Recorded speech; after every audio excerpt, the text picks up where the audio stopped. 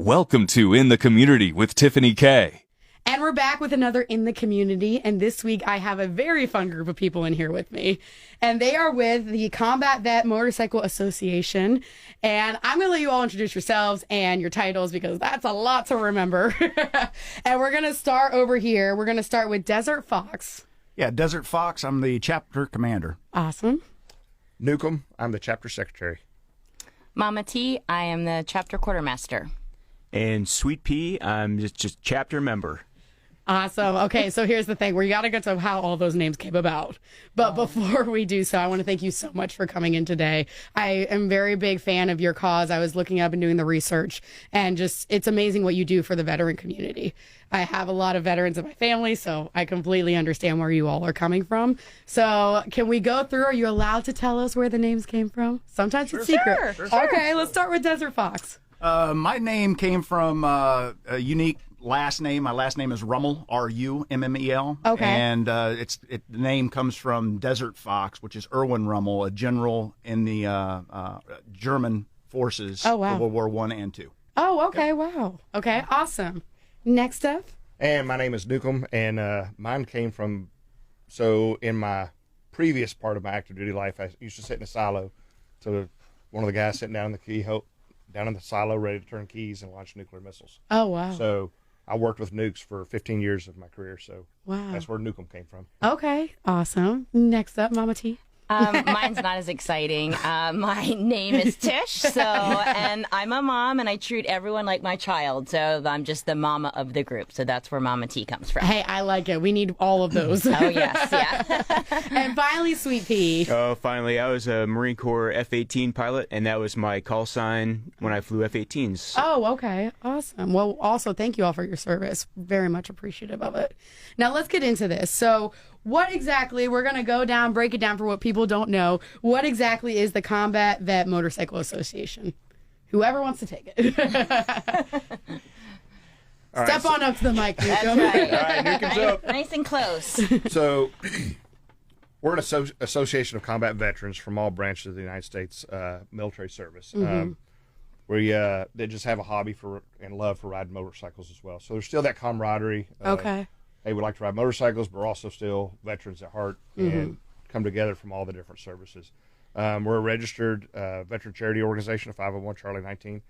Our mission is to support and protect those who defended our country and our freedoms and who possibly cannot right now. So our primary focus is assisting those individual veterans, veteran care facilities, other veteran organizations, registered charities, and we do that through any means possible that we can. And like one of our logos is Vets Helping Vets. So it's just different veterans helping out each other.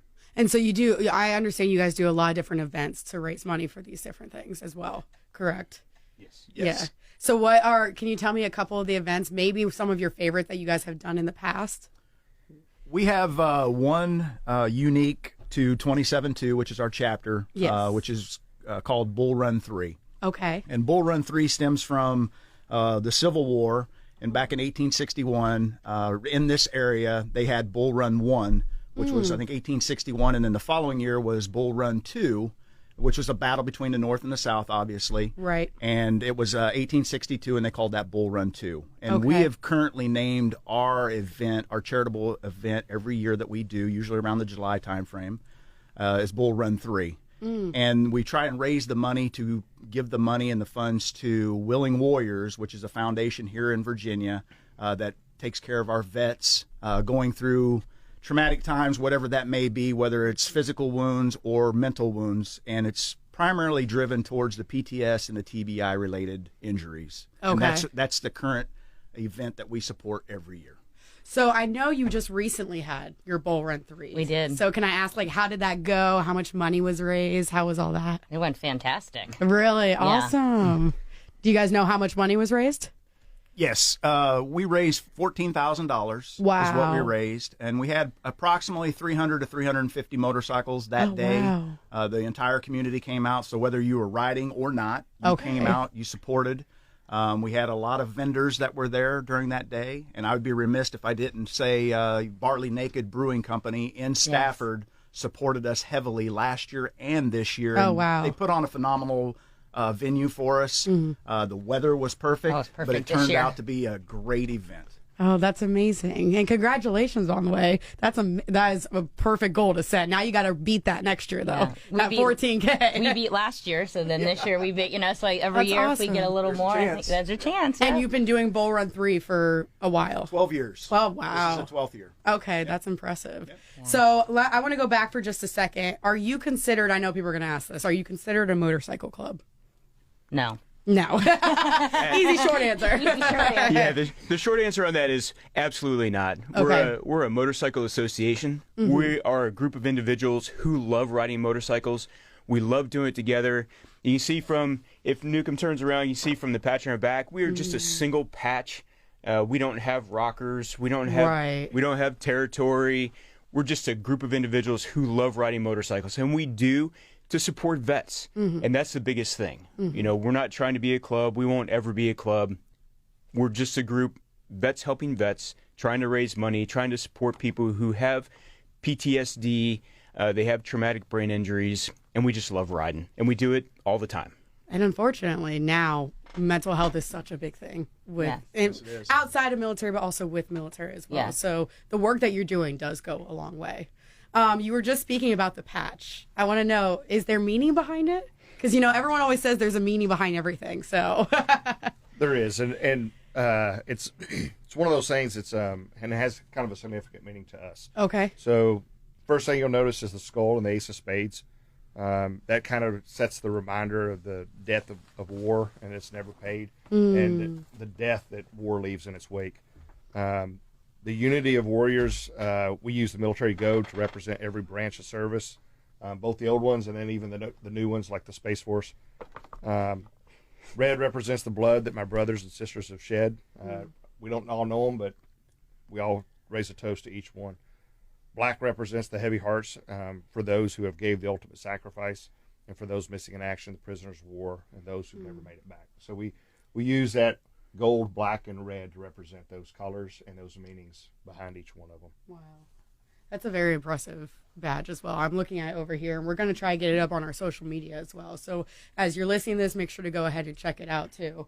But you'll recognize it. It's hard to miss when you're out and about, so you're able to recognize it as well and understand that exactly what you said. You are the Combat Motorcycle Association 27-2, and you're there to help out other veterans. And that is who I'm speaking with today in the community. Now, let me ask you this. How many different chapters are there here in Virginia?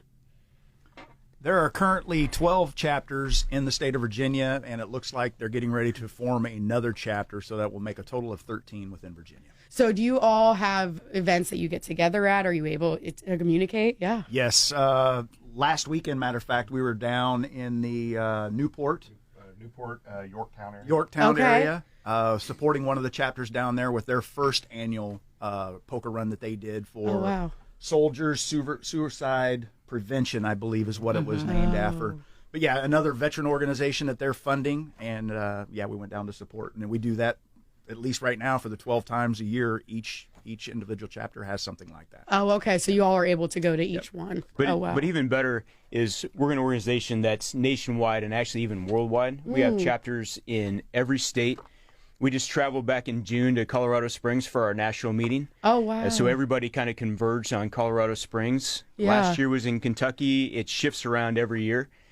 And so if we have the opportunity to go to a different state, which we do quite often, we went down to North Carolina a couple of months ago. We'll travel as far as we can to go help vets. Wow. It's interesting. I didn't even think about being beyond Virginia. Sure. You think about it a little bit, but even you said worldwide as well. To be able to come together and be able to support each other was also something you love to do.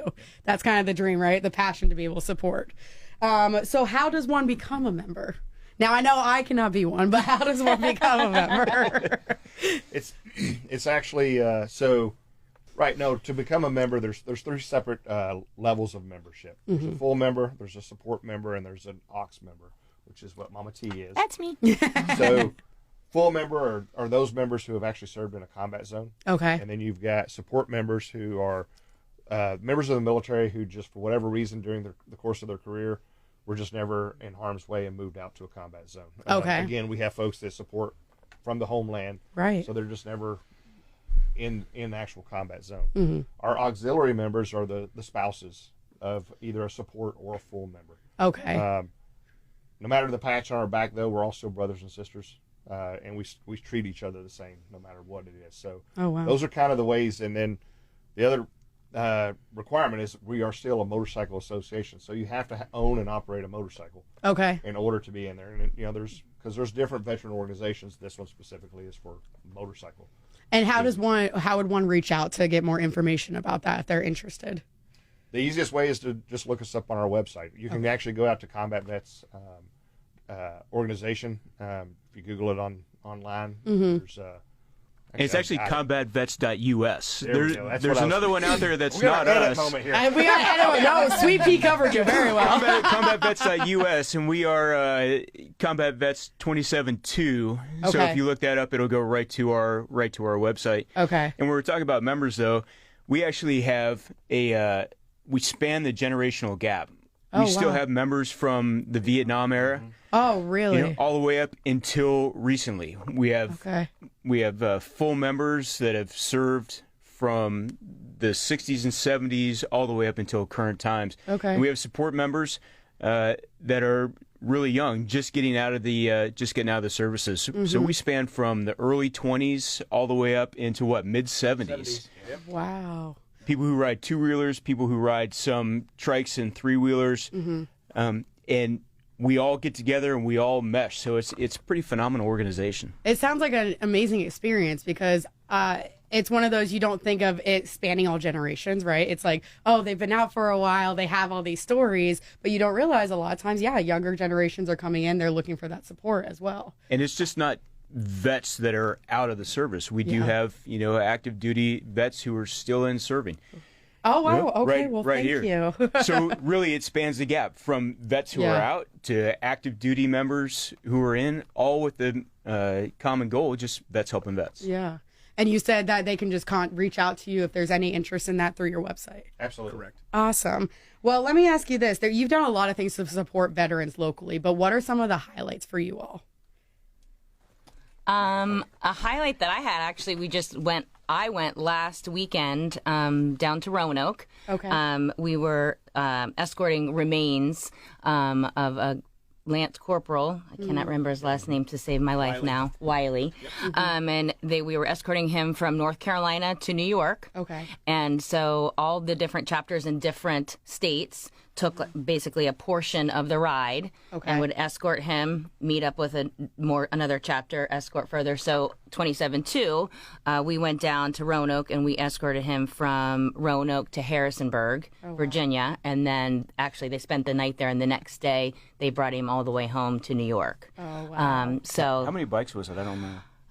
When our section that we rode in, which was not just 27-2, it was other people some people were going the whole way. Okay. Some people just did a section of it. We had about 50 bikes. Wow. And we actually had the sheriff that located him that was very involved in it, and he was coming all the way from North Carolina all the way to New York with the remains. So that's gotta be a touching moment too. Oh my gosh, it was, and that's what you do it for. It was a hot day, and you're like, you know what? It doesn't matter. This is what we're here for. So it was, and I know the families are very, very thankful of that. I was just gonna say, you do more for the families as well. It's not just the veterans. That means a lot to them to realize that they're still gonna get their child back safe. Yes. Even though, unfortunately, not a good end, but still back safe. Exactly. Yeah. And we get reached out. We have families that reach out to us on a regular basis. And they're just asking, can we get representation at either Arlington Cemetery or any cemetery?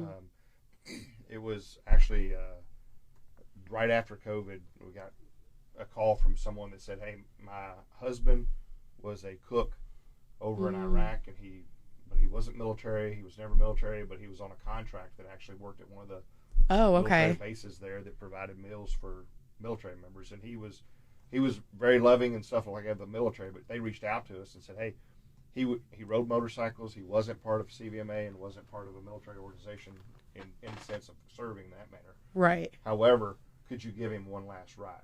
Oh. So we actually went out, met the family at the house. They had his urn for his ashes. We put it on one of the bikes, strapped it down and stuff like that, and secured it. and we literally led the procession to the over to the church for the funeral service for him. So I mean, it's one of those things that we're there to support, and at the end of the day, we're there for the families as well, because even though we hang up the uniform at some point in our time, it's still the family that's still there with us, and we want to make sure that they're represented. You're giving me chills, I'm just saying. I'm going to start crying over here. And we support through funerals and funeral escorts and stuff like that, but we're also there for the family. A while back, after we first joined, there was a fallen service member, and actually an out-of-state chapter reached out to us and said, hey, this is a fallen veteran, and the family's having a hard time, and they're ready to to bring this person home, and they want to have everybody over at their house. It was a yard cleanup. It was a yard cleanup. Right. Awesome. And they just reached out and said, can you guys help a little bit? And I think we probably had 20, 25 people show up probably the next day and just help the family do whatever they needed to do. Took direction. What do you guys need? Yeah. When we left, they were so thankful just to be able to have everybody over at their house and have everything set up the way they wanted it to. And that's what we love doing. There's a support there. There's, as you said, it's a brotherhood and a sisterhood. That's never going away. It truly is. It's a veterans helping veterans organization, and I mean, whatever that means. If that means if you're having a hard time at home, we had a lady here in the Fredericksburg area reach out to us, reach out through another chapter member. Oh, okay. She was prior service, having a hard time. I had a couple kids at the house, needed some extra food around the house, was getting ready to go through some eviction issues at the house. We helped the lady move. We went out and bought gift cards at some of the local grocery stores, took them back to her just to provide for her. And it's things like that really gives you that good feeling, that warm feeling of sense of accomplishment, of taking care of exactly what we're set here to do, and that's each other. And most of the time, it's people that we don't know. I mean, it's not, I would say 90% of the time, it's people that we don't know offhand, but they're a part of your family, so you automatically help. And you, at the drop of a hat, as you said, Absolutely. people just showed up. We can get something today, and we'll have 6 people tomorrow at somewhere. That is an impressive organization. Like I said, I'm getting chills on purpose because it's very touching what you all do, especially because I'm a big supporter of military and I'm a big supporter of helping veterans. So thank you for what you all are doing as well. I'm speaking with the Combat Vet Motorcycle Association 272. Once again, can we give that website address for anybody who wants to reach out, either become involved or, just has questions? Just look up combatvets.us. Okay. Or cvma272.org, I believe it is. Awesome. And by the way, I just want to say you pointed out something really important here, and that's the biggest thing I try to get across on this program every week, is that it's important to ask for help, and it's okay to ask for help. So yes, whatever you do, you can reach out and ask for help. Nothing too big or too small as well. So thank you all so much for coming in today. I appreciate the work that you're doing. Thank you for your service as well. And of course, the service of being a spouse. My sister's a military wife, so I get it. Yes, we serve too, right? Exactly. They do. They definitely do. She looks over. Way harder than we do. And thank you so much. I'm having you all back in here. We're going to go out and have some drinks or something because this was fun. Thank you so much for having us on. Thank you for having us. Thank you. Absolutely. And that'll do it for In the Community this week. If you are a nonprofit and need to bring attention to your cause or organization, please reach out through this station's website, and we will see you next week.